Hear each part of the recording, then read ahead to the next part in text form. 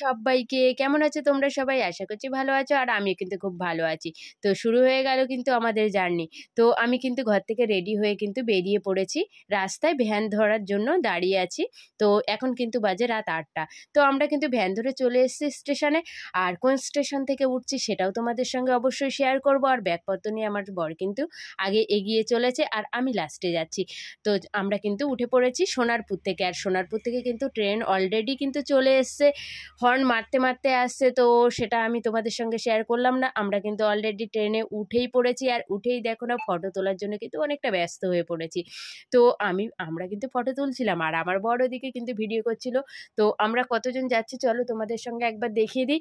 আমরা এখানে ৩জন মহিলা যাচ্ছি, 2টো বাচ্চা, আর ওদিকে কিন্তু গেটে দাঁড়িয়ে আছে 3জন আর বরকে নিয়ে একজন, 7জন। তো তারপর কিন্তু কথা বলতে বলতে ঢাকুরিয়া অলরেডি কিন্তু আমরা চলে এসেছি। ঢাকুরিয়ায় এসে ভাবলাম তোমাদের সঙ্গে একটু শেয়ার করে দিই। আর সাইডে একটা মন্দির ছিল, সেটাতে খুব লাইটিং করছিল আর কি। তো সেটাও তোমাদের সঙ্গে শেয়ার করলাম। আর তারপর কিন্তু আমরা শিয়ালদায় চলে এসে তারপর তোমাদের সঙ্গে শেয়ার করলাম। তো দেখো এদিকে কিন্তু আমার বর, আমি কিন্তু আগে নেমে গেছি আর আমার বর টুকটুক করে নামার জন্য দাঁড়িয়ে আছে। আর শিয়ালদায় এসে তোমাদের সঙ্গে আরেকটা জিনিস শেয়ার করলাম, সেটাও হচ্ছে গিয়ে বড় ব্লেডের পাখা। আর আমরা যখন শিয়ালদা এসেছি তখন বাজে কিন্তু 9টা 11। আর তারপর শিয়ালদা যারা যারা এসেছে তারা তো নিশ্চয়ই জানো, I love Sealdah waiting room খুব সুন্দর খুব সুন্দর, আমার তো কিন্তু খুব পছন্দ হয়েছে। আমি রেগুলারলি শিয়ালদায় আসি না, তবে মাঝে মধ্যে যখন আসি কিন্তু এই রুমটাকে দেখতে কিন্তু খুব বেশ ভালোই লাগে। তারপরে কিন্তু আমাদের কিন্তু 9টা 11, 10টা 10 ট্রেনটা ছিল। তো ট্রেনটা অনেকটা পরে এসছে। তো যাই হোক ট্রেনটা এসছে, চলো আমরা উঠে যাই। আর আমাদের ট্রেনের নাম ছিল গৌড় এক্সপ্রেস। ট্রেন নাম্বারও দেখতে পাচ্ছ। তো সেটাও তোমাদের সঙ্গে শেয়ার করে দিলাম। আর ট্রেনে ওঠার জন্য সবাই কিন্তু তোড়জোড় করে সবাই উঠে যাচ্ছিল। ট্রেনটা অতটাও ভিড় ছিল না, অনেকটাই খালি ছিল। আর আমাদের ট্রেনটা ছিল স্লিপার সিটের, মানে ঘুমিয়ে তোমরা যেতে পারবে। আর যারা এই ট্রেনে যাতায়াত করো তারা তো অবশ্যই জানবে স্লিপার সিট কত ভালোভাবে যাওয়া যায়। তো আমরা কিন্তু বসে যখন খাচ্ছিলাম তখন কিন্তু রাত 11টা বাজে। বাচ্চাগুলোর খুব খিদে পেয়ে যাচ্ছিল। ও তো কেউ লিচি খাচ্ছিল, কেউ বাচ্চাগুলো ম্যাগি খাচ্ছিল। তারপরে আমরা রাতের ডিনারটাও সেরে নেব। তো দেখো স্লিপার সিটে কিন্তু 2জন অলরেডি বসে বসে ফোন ঘাঁটছিল। তো সেটাও দেখিয়ে দিলাম তোমাদেরকে।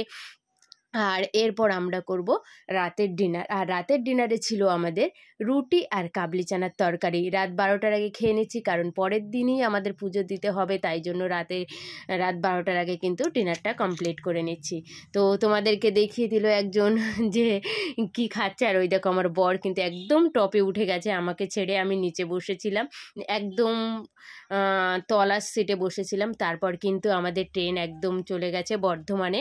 আর বর্ধমানে গিয়ে কিন্তু সীতাভোগ আর মিহিদানা আনার জন্য আমার বর আর বন্ধু করে ওখানে দাঁড়িয়েছিল। তো আমি ভাবলাম একবার ভিডিও করে তোমাদেরকে দেখিয়ে দিই। আর বর্ধমানে যাব, সীতাভোগ মিহিদানা খাবো না তাই কখনো হয়?